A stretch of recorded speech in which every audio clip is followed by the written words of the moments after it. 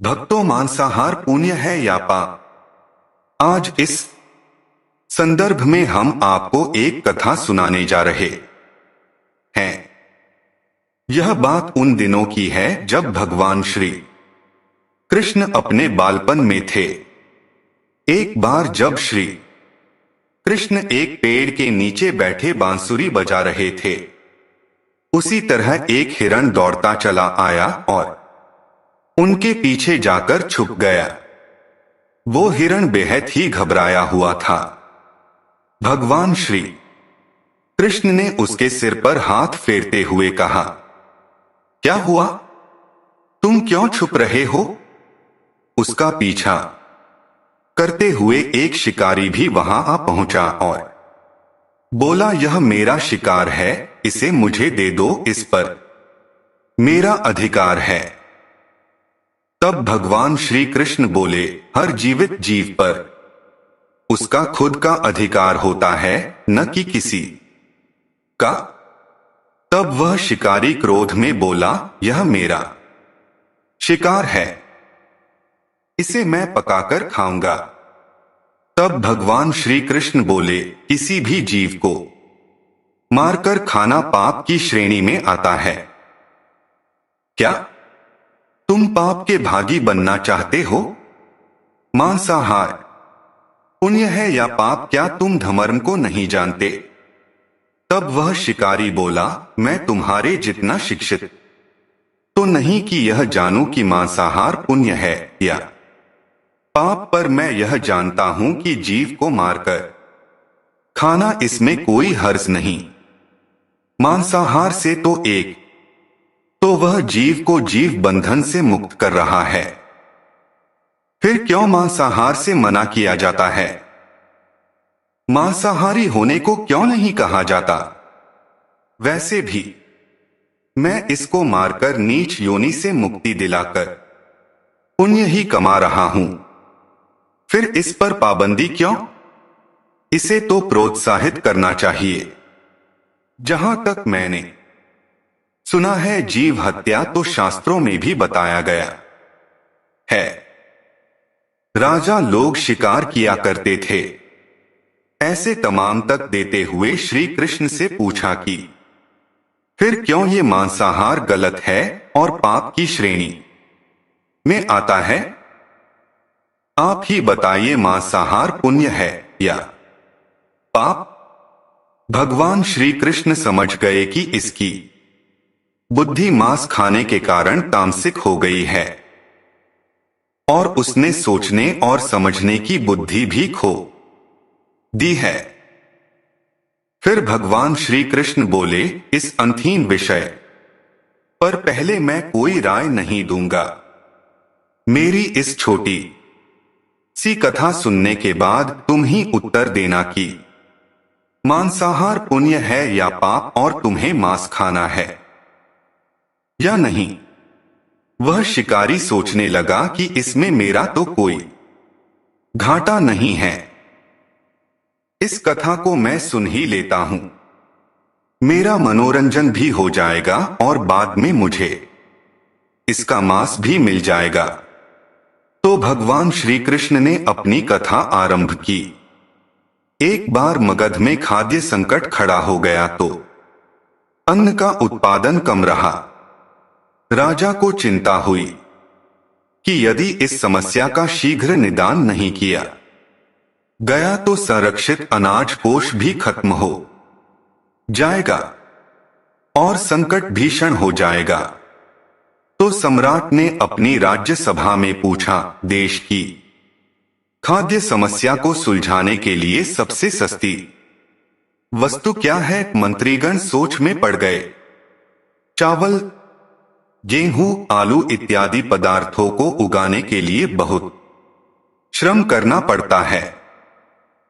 वह तभी प्राप्त होते हैं जब प्रकृति का प्रकोप न हो। ऐसे में तो कुछ सस्ता हो ही नहीं सकता।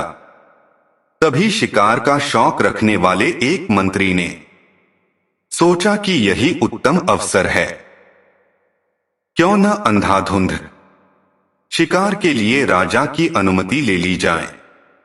उसने सभा में कहा कि सबसे सस्ता खाद्य पदार्थ है मांस। इसके लिए धन का खर्च भी नहीं है और पौष्टिक खाना भी मिलता है। सभी सामंतों ने इस बात का समर्थन कर दिया, लेकिन मगध के प्रधानमंत्री अभी भी चुप थे। सम्राट ने पूछा, प्रधानमंत्री आप चुप क्यों हैं? आपने कोई अनुमोदन नहीं किया। आपका क्या मत है? प्रधानमंत्री ने कहा, मैं यह नहीं मानता कि यह कथन सही है कि मांस सबसे सस्ता पदार्थ है। फिर भी इस विषय पर मैं अपने विचार आपके सामने कर रखूंगा। प्रधानमंत्री उसी रात मांसाहार का प्रस्ताव रखने वाले सामंत के घर पहुंचे। सामंत ने इतनी देर रात प्रधानमंत्री को अपने घर आया देखा तो वह घबरा गया। किसी अनिष्ट की आशंका से वह कांप गया। प्रधानमंत्री ने कहा, संध्या को महाराज बीमार हो गए। उनकी हालत बहुत ही खराब है। राजवैद्य ने कहा है कि किसी शक्तिशाली देह का 2 तोला मांस मिल जाए तो राजा के प्राण बचाए जा सकते हैं। आप महाराज के सबसे विश्वास पात्र हैं, इसीलिए आपसे योग्य कौन होगा? इसके लिए आप जो भी मूल्य लेना चाहें ले सकते हैं। आप कहें तो इस काम के लिए मैं आपको 1 लाख स्वर्ण मुद्राएं भी दे सकता हूं। एक बड़ी जागीर भी आप मांग सकते हैं। बस आप अपनी इच्छा कहें। मैं कटार से आपके हृदय को चीर कर बस 2 तोला मांस निकाल लूंगा। यह सुनकर सामंत के चेहरे का रंग फीका पड़ गया। वह सोचने लगा, जब जीवन ही नहीं रहेगा तो लाख स्वर्ण मुद्राओं से मैं क्या करूंगा और बड़ी जागीर भी किस काम आएगी। वह झटपट अंदर भागा और अपनी तिजोरी से 1 लाख स्वर्ण मुद्राएं लेकर आया।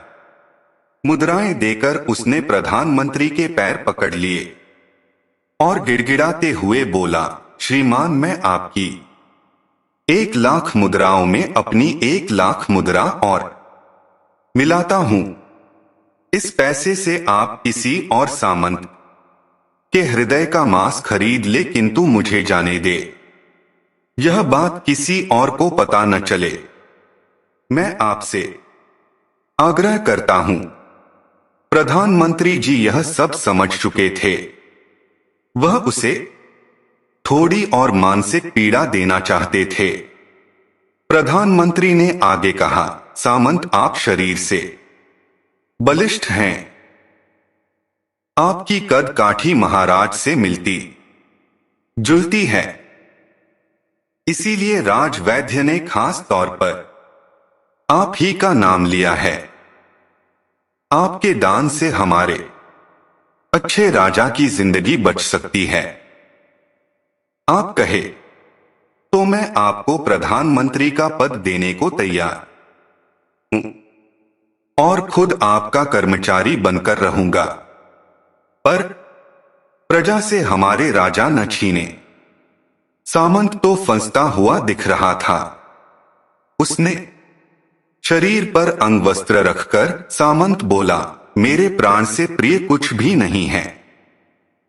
जब जीवन ही न रहेगा तो कुटुंब का क्या करूंगा? जीवन रहा तो ऐसे ही सुखी रह लूंगा। इतना कहकर घोड़े पर छलांग लगाकर बैठ भी गया। वह अभी चलने को ही था कि प्रधानमंत्री ने घोड़े की साथ पकड़ ली। वह सामंत से बोला, भागने की जरूरत नहीं है। आप आराम से घर पर ही रहो। मैं किसी और का प्रयास करता हूं। यह कहकर प्रधानमंत्री वहां से चले गए। प्रधानमंत्री के वहां से जाने पर सामंत के अंदर कुछ जान तो आई परंतु बेचैनी बनी रही। उसकी नींद खराब हो चुकी थी। मुद्राएं लेकर प्रधानमंत्री बारी बारी से सभी सामंतों के घर पहुंचे और सभी से राजा के लिए हृदय का 2 तोला मांस मांगा, परंतु कोई भी राजी न हुआ। सबने अपने बचाव के लिए प्रधानमंत्री को 1,00,000 और 5,00,000 मुद्राएं तक दे दी। इस प्रकार प्रधानमंत्री ने एक ही रात में करोड़ों स्वर्ण मुद्राएं जमा कर ली।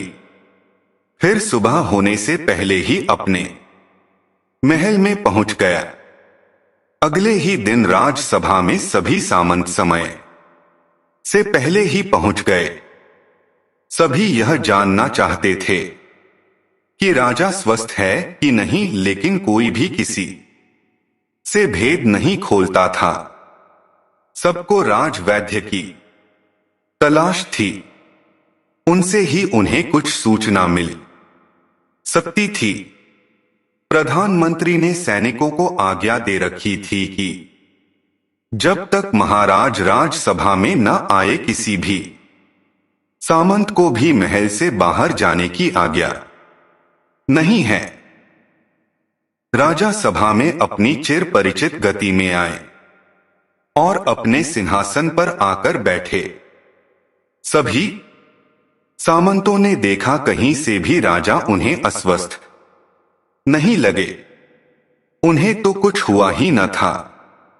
प्रधानमंत्री ने उनसे झूठ बोला।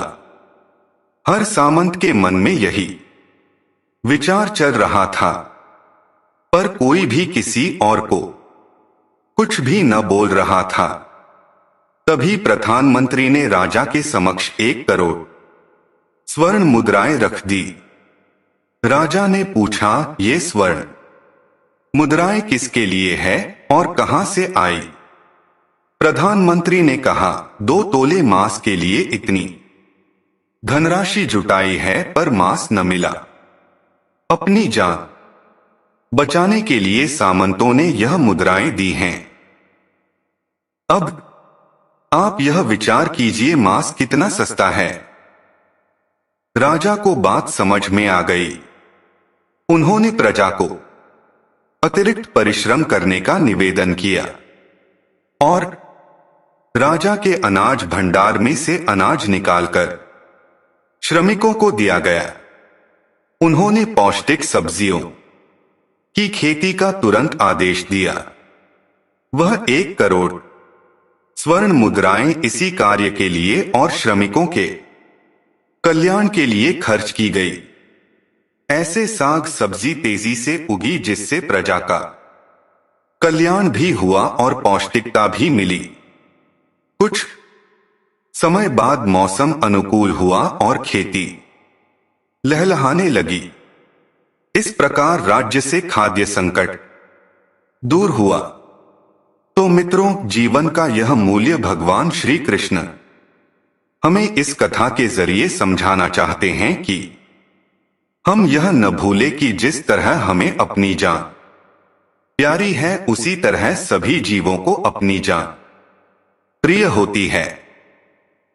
अपने दिल से जानिए पराये दिल का हाल। यदि संसार के संबंधों से मुक्त करने का तर्क सही है, यदि जीव हत्या जीव को संसार बंधन से मुक्त करने का तरीका है, तो अत्याचारी द्वारा किया गया नरसंहार भी मान्य है। वह भी ये तर्क दे सकते हैं कि वह लोग जीवन के कष्ट से आप लोगों को मुक्त कर रहे हैं। अगर उसके लिए वह जीवन बोझ होता तो कभी भी अपनी जान बचाने के लिए संघर्ष नहीं करता, आपसे भागता नहीं। जो आपके सामने असहाय हो जाता है, उसे प्राण गंवाने पड़ते हैं। जिन जीवों को मारकर आप खा रहे हैं, उन्हें तो प्राण बचाने का अवसर भी नहीं मिलता। बर्बरता सिर्फ वही नहीं है जहां सिर्फ मानव का रक्त बहता है। बर्बरता उसे भी कही जाती है जहां स्वार्थ के लिए किसी जीव की हत्या कर दी जाए। हम अंत समय में जिंदगी भर के पापों के लिए जिंदगी भर कुकर्म करने की कोशिश करते हैं, परंतु हम यह भूल जाते हैं कि जब वह जीव हमारे लिए काटा गया और हमारे लिए तड़पा, उसका श्राप हमें इस जीवन में ही नहीं बल्कि अगले जीवन तक नहीं छोड़ता। परमात्मा से यह ज्ञान पाकर शिकारी परिपूर्ण हो गया और उसे ज्ञान की प्राप्ति हो गई और वह जान गया कि महानता जीवन लेने में नहीं बल्कि जीवन देने में है। शिकारी भगवान के आगे हाथ जोड़कर वहां से चला गया और उसने कसम खा ली कि वह अपने संपूर्ण जीवन में किसी को भी कभी चोट नहीं पहुंचाएगा। तो दोस्तों, कैसी लगी आपको हमारी यह कहानी? कमेंट जरूर कीजिएगा।